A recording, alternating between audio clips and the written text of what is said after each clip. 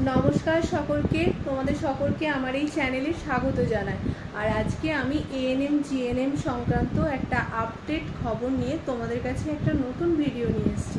তো তোমরা এই ভিডিওটা পুরোটা দেখো, তাহলে কিন্তু বুঝতে পারবে যে আমি কি সংক্রান্ত ভিডিও তোমাদের সামনে নিয়ে এসেছি। তোমরা মোটামুটি সকলেই আমাকে চেনো যে আমি এএনএম ট্রেনিং করেছি 2 বছর এবং আমি এখন ফার্স্ট এএনএম বা হেলথ অ্যাসিস্ট্যান্ট ফিমেল হিসাবে পোস্টিং। তো আমি চেষ্টা করি তোমাদের জন্য এরকম ছোটোখাটো খবর নিয়ে আসা বা এএনএমের কাজ সংক্রান্ত কিছু ভিডিও দেওয়ার। তো যেহেতু এখন এএনএম জিএনএমের মানে রেজাল্ট আউট হওয়ার মুখে, তো তোমাদের যাতে একটু হেল্প হয় সেই সংক্রান্তই আমি একটা ভিডিও নিয়ে এসেছি। এএনএম জিএনএম সংক্রান্ত একটা নতুন ইনফরমেশন তোমাদের জন্য আমি নিয়ে এসেছি। হঠাৎ করেই ওয়েবসাইটে এক জায়গায় দেখলাম যে এএনএম জিএনএম সংক্রান্ত একটা নোটিফিকেশন বের হয়েছে। তো সেই সংক্রান্ত বিষয় আলোচনার জন্য আমি তোমাদের জন্য আজকের এই পুরো ভিডিওটা তোমরা দেখবে, একদম স্কিপ করবে না, তাহলে তোমরা ডিটেলসে বুঝতে পারবে। কিছুদিন আগে আমি আমার চ্যানেলে এএনএম জিএনএম এর যে পরীক্ষা সেখানে কাট অফ মার্কস নিয়ে আমি একটা ভিডিও নিয়ে এসেছিলাম। তো দেখো, সেই ভিডিওতে আমি বলেছিলাম যে রেজাল্ট কবে বেরোতে পারে। তো আজকে যে নোটিফিকেশনটা দেখলাম তাতে কনফার্ম যে সেপ্টেম্বরের 10 থেকে 15 তারিখের মধ্যেই এএনএম জিএনএম পরীক্ষার রেজাল্ট আউট হবে। কারণ সেই নোটিফিকেশনে লেখাই আছে ANM GNM BSc MSc nursing সমস্ত অ্যাডমিশন শুরু হয়ে যাচ্ছে সেপ্টেম্বরে। আর সেখানে এও লেখা আছে যে 30শে সেপ্টেম্বরের মধ্যে সেই অ্যাডমিশন কমপ্লিট করতে হবে। কিন্তু যদিও আমি তোমাদেরকে একটা কথা এখানে বলে দিই, 30শে সেপ্টেম্বরের মধ্যে কমপ্লিট হওয়া সম্ভব না বা হয়ও না, সেটা আমাদের স্বাস্থ্য ভবন থেকে আবার ডেট বাড়ানো হবে এবং অক্টোবর তো পুরো মানে লেগেই যাবে, অক্টোবর না হলে কমপ্লিট হয় না। তো সেক্ষেত্রে এটা নিয়ে কোনো চিন্তার কারণ নেই। কিন্তু এটুকু কনফার্ম যে রেজাল্ট আউট হয়ে যাচ্ছে সেপ্টেম্বরের 10 থেকে 15 তারিখের মধ্যে। আর তোমরা যারা অলরেডি দেখে নিয়েছো, নিজের রেজাল্ট মানে মিলিয়ে দেখেছো, তো দেখো একটা আসার খবর হচ্ছে এএনএমে হয়তো সিট সংখ্যা অনেকটাই বাড়তে পারে। কারণ এএনএমে আগের বছরে যে কলেজগুলো ছিল, তো সেই কলেজ বাদেও আরও কিন্তু কিছু এক্সট্রা কলেজ অ্যাড হয়েছে। 14টা কলেজের পরেও কিছু অ্যাড হয়েছে। আর জিএনএমের ক্ষেত্রে তো 41টা কলেজ আছে, সেগুলো আশা করি তোমরা দেখে নিয়েছো। তো এবার পুরো কাজ হচ্ছে যে রেজাল্ট আউট হওয়ার পরে তোমাদের কাজ কী, তো সেই সম্পর্কে ভাবলাম তোমাদেরকে কিছু জানাতে চাই। তো তাই বলছি পুরো ভিডিওটা তোমরা দেখো। রেজাল্ট তো আউট হবে, রেজাল্ট আউট হওয়ার পরে তোমাদের রেজাল্ট আউটের পর থেকে তোমাদের অ্যাডমিশন পর্যন্ত একটা প্রসেস আছে। তো এ ব্যাপারে অনেকেই জানো না, তো তাদের এই ভিডিওটা কিন্তু খুব হেল্পফুল হবে। তো রেজাল্ট আউট হওয়ার পরেই তোমাদের প্রথম কাজ হচ্ছে যে তোমাদের রেজিস্ট্রেশন করা। রেজিস্ট্রেশন যদি তোমরা না করাও তাহলে কিন্তু তোমরা কোনোভাবেই কোনোরকম এলিজিবল হবে না। তো তোমাদের প্রথম কাজ হচ্ছে রেজিস্ট্রেশন করা। আর তোমরা অনেকেই কাট অফ মার্কস নিয়ে চিন্তিত আছো, তবে এএনএমে আশা করা যায় সিট সংখ্যা বাড়তে পারে। তো সেক্ষেত্রে কিন্তু জেনারেলদের অনেকটাই নাম্বার নামতে পারে, মোটামুটি 70 থেকে 75 হয়ে যেতে পারে। তো যাই হোক, সেটা তোমরা কিছুদিন পরে বুঝতে পারবে। তো 4 নাম্বারই তোমরা পাও মোটামুটি। রেজিস্ট্রেশন কিন্তু মাস্ট। আর রেজিস্ট্রেশনটা করানোর জন্য তোমরা কী করবে সেটা তোমরা ভালো করে জেনে নাও। রেজিস্ট্রেশন করানোর জন্য প্রথমেই তোমাদের মাধ্যমিকের যে অ্যাডমিটটা আছে, ঠিক আছে, সেই অ্যাডমিটটা, আর তাছাড়া তোমাদের এইচএসের যে মার্কশিট আর ডোমিসিয়াল একটা সার্টিফিকেট, ঠিক আছে, ডোমিসিয়াল সার্টিফিকেট বা কাস্ট সার্টিফিকেট। যাদের কাস্ট সার্টিফিকেট আছে তারা তো কাস্ট সার্টিফিকেটটা দিতে পারবে, আর যাদের কাস্ট সার্টিফিকেট নেই তাদের ডোমিসিয়াল সার্টিফিকেট। কিন্তু এই সার্টিফিকেটটা তোমরা প্রোফর্মাটা কোথায় পাবে অনেকেই ভাবতে পারো। তোমরা যে ওয়েবসাইটটা আছে www.jeeb.nic.in, এই ওয়েবসাইটে গিয়ে তোমরা কিন্তু এই সার্টিফিকেটের প্রোফর্মাটা পেয়ে যাবে। তো সেখান থেকে তোমরা নিয়ে নিতে পারো। তো এই কটা জিনিস তোমরা অ্যাপ্লিকেশন নাম্বার অ্যান্ড পাসওয়ার্ড দিয়ে প্রথমে লগ ইন করে নেবে www.jeeb.nic.in এ। তারপরে তোমরা এই ডকুমেন্টস যেগুলো আমি বললাম সেই ডকুমেন্টসগুলো তোমাদেরকে স্ক্যান করে আপলোড করতে হবে। এটা কিন্তু ভালো করে মাথায় ঢুকিয়ে নাও। আর এটার জন্য যে টাকাটা পেমেন্ট করতে হবে সেটা হচ্ছে 500 টাকা করে, ঠিক আছে। 500 টাকা দেওয়ার পরে তোমাদের ফোনে একটা SMS যাবে।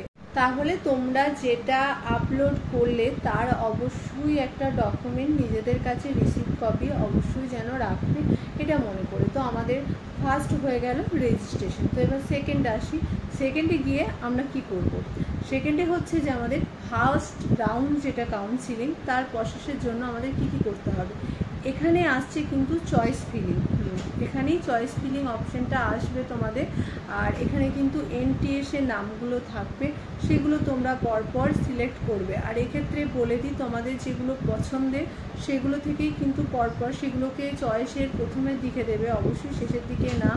তোমাদের পছন্দের এনটিএসগুলোকে প্রথমের দিকে রাখার চেষ্টা করবে। এটা কিন্তু সবাই ঠিকঠাকভাবে এই জায়গায় কিন্তু ফিল আপ করবে। আর ধরো যারা এএনএম জিএনএম দুটোর জন্যই অ্যাপ্লাই করতে চাইছো, তাদের ক্ষেত্রে কিন্তু দু ধরনের কলেজই কিন্তু সিলেক্ট করতে হবে।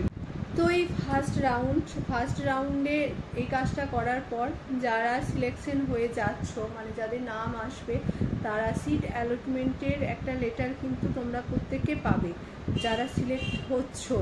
তো তাদের ক্ষেত্রে তো ঠিক আছে, হয়ে গেল। কিন্তু যারা মানে সিট অ্যালটমেন্টের লেটার পাচ্ছ না, তাদেরকে কিন্তু অপেক্ষা করতে হবে সেকেন্ড রাউন্ড। যারা লেটার পেয়ে গেলে সিট অ্যালটমেন্টের ক্ষেত্রে, তাদের ক্ষেত্রে কিন্তু দুটো অপশান থাকে। এই জায়গাটা কিন্তু তোমরা ভালো করে জেনে নেবে। দুটো অপশান দেখো, তাদের ক্ষেত্রে যে অপশানটা থাকে সেটা হচ্ছে seat acceptance and freeze. First option কিন্তু এটা থাকে। যদি তোমরা তোমাদের পছন্দ মতো এনটিএস এর স্কুল পেয়ে থাকো, তোমাদের যদি সেটা অ্যাকসেপ্ট করতে কোনো অসুবিধা না হয়, তাহলে এই অপশানেই কিন্তু তোমরা ক্লিক করবে। আর সেকেন্ড অপশন যেটা, সেটা হবে যে সিট অ্যাকসেপ্টেন্স অ্যান্ড আপগ্রেডেশন।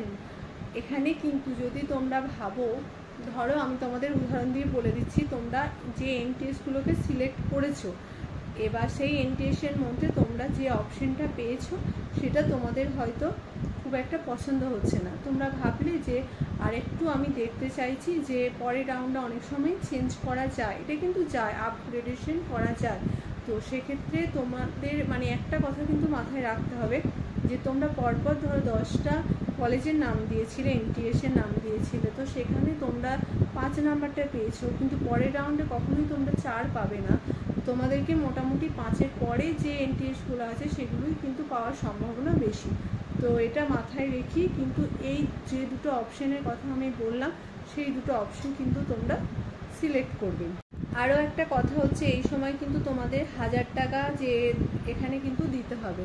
হ্যাঁ, 1000 টাকা ফিস দিয়েই তোমাদের এটাকে মানে এই কাজটা করতে হবে ফার্স্ট রাউন্ডে। আর এটা করার পরে কিন্তু তোমাদের ধরো সেকেন্ড রাউন্ডে অনেকে আপগ্রেডেশন করার পরে যদি যে এনটিএসটা তোমরা পেলে সেটা যদি তোমাদের পছন্দ হয়, ঠিক আছে, না হলে কিন্তু তোমাদের আগেরটাই আবার নিতে হবে। এটা কিন্তু খুব ভালোভাবে মাথাতে ঢুকিয়ে নেবে।